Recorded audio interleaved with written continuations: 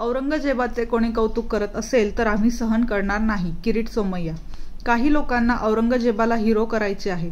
ही गोष्ट हिंदुस्थान आणि महाराष्ट्र सहनच करू शकत नाही. सरकारी मंत्री असो किंवा सरकारी यंत्रणा असो, त्यांनी सुद्धा थोडं नियंत्रण ठेवलं पाहिजे. कारण औरंगजेब हा एक नंबरचा क्रूर होता, हा इतिहास आहे.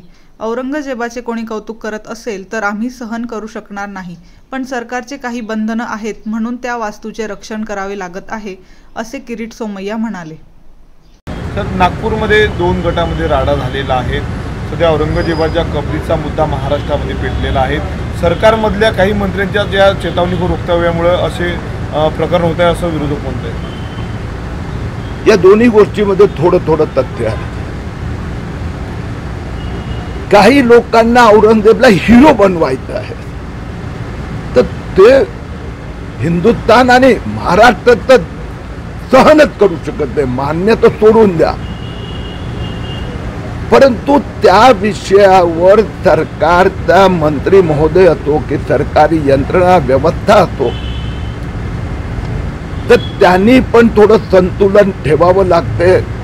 कारण की आता जे आहे इतिहास की औरंगजेब एक नंबरचा क्रूर राजा शहेनशाह होता. तर त्याची जी कबर आहे ती एक वास्तू आहे. म्हणून आमची इच्छा आहे की औरंगजेबचा बद्दल कोणी कौतुक करणार आम्ही सहन करू शकणार नाही. पण सरकारचे स्वतःचे बंधन असल्यामुळे त्यांना ते वास्तूचं रक्षण करावं लागतंय.